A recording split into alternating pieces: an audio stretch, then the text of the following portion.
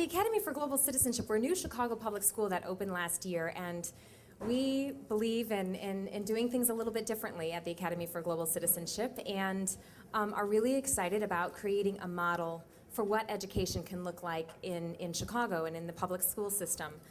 And how would that be different than what it is now? How is it different? Let's have some examples of how you would change if you were Mayor Daley, or you were, who's the current CPS person? I forget. Ron Huberman. Oh, it's Ron. That's right. Ron. My buddy Ron. Ron Huberman. Right. Did he go to the White House? No, that's the other guy who used to be in charge. Sorry. How would you change the system in sort of specific, tangible ways? Yeah, well, I can tell you a little bit about what a day in the life looks like when you're 5 years old at the Academy for Global Citizenship, and it all starts with the chickens. As you're walking into school, there we have our urban schoolyard chickens that I have to say, Peter put in the first screw into our green roof chicken I put the first screw into the chickens, and let me tell you, that wasn't easy. Into the chicken coop, that would be. We helped assemble the chicken coop. It takes a village. It really takes a village. So anyway, you walk past the chickens in our organic garden where we grow a lot of the food for our organic food program. We feed our students 3 times a day, all organic food that's made from scratch at our school. So as you walk into the school doors, past the wind turbine that's sometimes turning in the garden, you smell this fresh, beautiful food that's being prepared in the school. I dropped the picture of Peter, and so throughout the course of our 8.5-hour day, students are out in the garden working with Amy and learning about renewable energy and deciding how to design our greenhouse, and they're working in kindergarten on all sorts of cool things focused on environmental sustainability and global awareness and global collaboration. So beginning at the age of 5, these concepts are just part of their framework of thinking. I think that's what's really different about AGC is the fact that it's not, the sustainability is part of it, it's the Academy for Global Citizenship, and that you take sustainability very seriously because it's part of being a global citizen. That seems to be, you're operating from a completely different framework than our usual sort of very American-centric kind of ideals. Is that a fair assessment? Absolutely, absolutely. I mean, the idea is that we can't really be a global citizen without thinking about the ways in which our decisions every day are impacting people's lives all over the world. And that really was kind of the basis for founding the school and developing this model, is that these students, these 5-year-olds, are really going to be growing up in a generation that's going to be faced with some very significant challenges in their lifetime, as we are currently, and really feel that they need to be provided with the skills and the connectivity and the engagement to children living in other parts of the world and to things that are happening across our nation and on a global level, so that they can make informed decisions to make a difference. So number one, they're made aware about where their food comes from. Exactly. And what's in their food. And what's not in their food in the case of AGC. They know a lot about paragus, which was the new vegetable on the menu this week. Asparagus for the first time. Asparagus. Asparagus, but sorry, it was paragus. Paragus, I got it. It's a big word. The kids said paragus. They said, this is paragus. They were fighting over, can I have your paragus? It was like a very fun thing for them to be eating, because they were these long sticks that it was a fun day. But they're learning about where our food comes from. So they're taking field trips, going to meet farmers. There's actually a couple of farmers here tonight that have come and have done some work with them in the school, and that's a first grade unit. So in first grade for 6 weeks, all the students learn, or they explore a topic called farm to table. And so all of their subjects like math and literacy and all the other things that they need to be learning in a Chicago public school are really incorporated into this transdisciplinary theme, or this unit of study. So you're really you still are covering the basics. I mean, you have to live up to CPS standards and standardized testing and leave every child somewhere where they're not, and, I mean, you're still in that framework. Absolutely, absolutely. And that's really a big part of what we believe is going to make this a successful model. We can't be doing yoga and eating organic food and learning about renewable energy and doing all sorts of cool things in kindergarten and then have really poor data and statistics, because if we really want to prove that this is the model that is going to shift the way that our nation is educating our children, we need to have extraordinary results. So I think it says on the back of my shirt. But so we focus a lot on math and literacy, and but in the realm of very authentic and meaningful and engaging and relevant topics, starting in kindergarten. How do you have organic food in a public school? Because the argument, of course, is we can't afford it. It's impractical. We shouldn't, we have to feed our kids, sort of commercial grade food. How do you do it? We're learning some interesting things.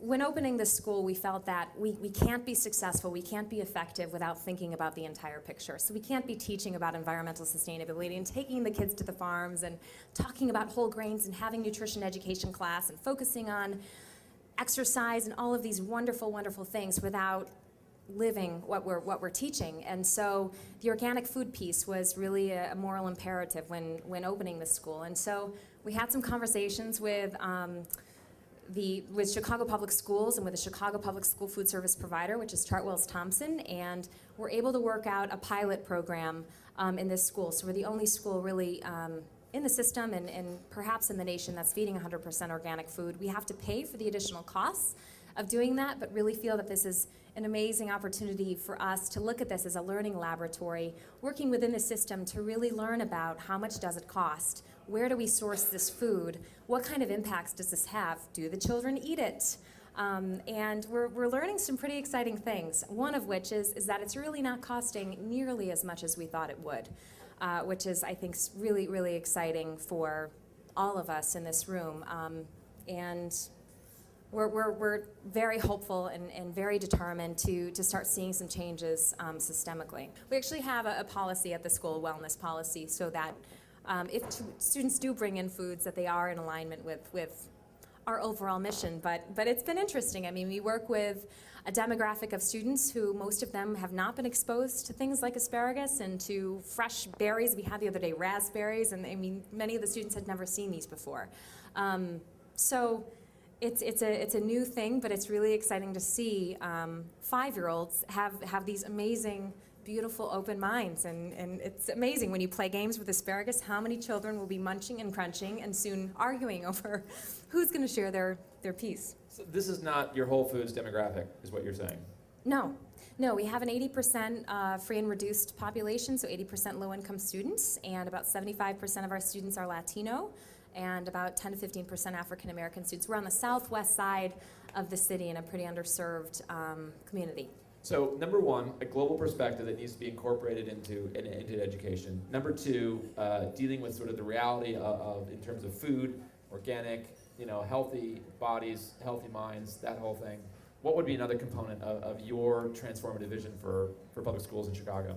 Number 3, a net zero energy school building. So this is our next big hurdle. We've got a year and a half under our belts. We're going to be outgrowing our building next year, and we thought. We should back up a little bit. You started with K-1.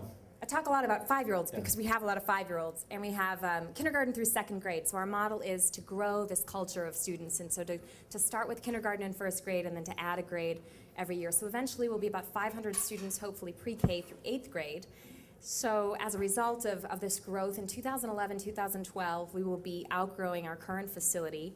And in a meeting, actually, at Florian's house, and I know I saw Florian here earlier, with Peter, and all of these cool visionaries sitting around the table, somebody said, why not a net zero energy building? If we're thinking about transforming the way that our students are learning in the 21st century, and we think about what really exemplifies this mission to the truest extent, why don't we do something really cool?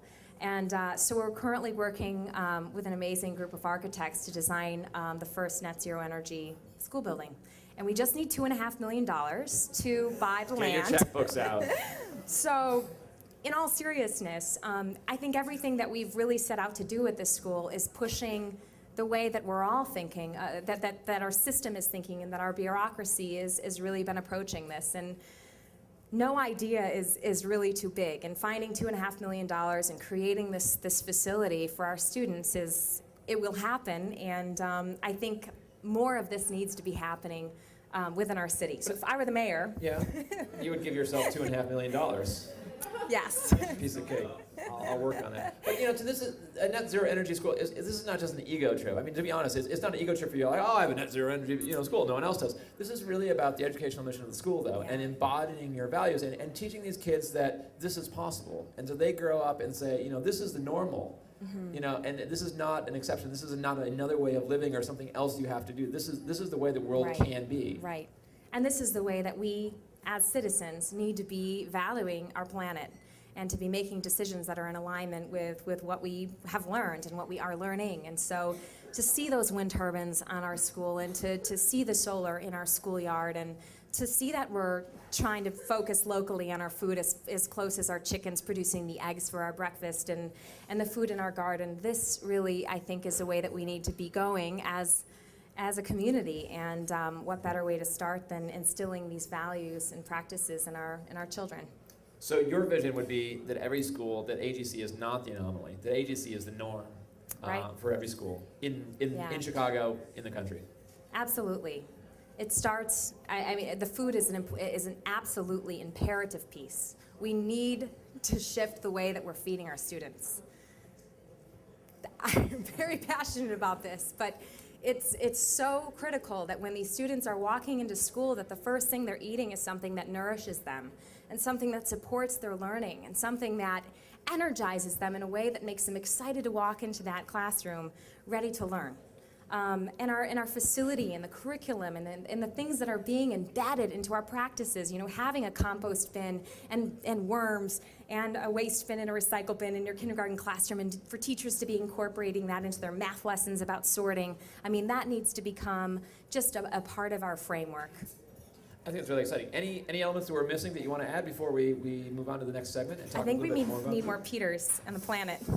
Need more people like you who are fighting the good fight as well. To me, AGC is a great model. We've been featuring them the last couple of months as sort of where we've been sort of decided we're going to pick one or two nonprofits and sort of feature them over a period of time. So if you want to visit, if you want to volunteer or intern, there's opportunities. Do you guys have information? Yep. Go see these great folks over at the table on your way out. I really encourage you to take out, if you, at the least, go down and visit sometime. Bring a couple of friends. It's so much fun. And these kids, I tell you, once you see these kids, it's infectious. And you know, I knew Sarah Elizabeth before, and I thought it was great. But when I went down there and saw it tangibly, and saw all these big world maps up on the wall, and these kids eager to tell me about what they're learning in math, and seeing the gym class doing this whole thing around, I think it was like rain or some sort of climate dance or something they were doing in the gym. And this is phys ed. I'm thinking like dodgeball. I'm trying not to get killed when I'm a kid, you know? And they're doing like a rain dance or something. I'm like, God, this is a school I wish I could have gone to. It was a climate change yoga performance. It was. Very cool.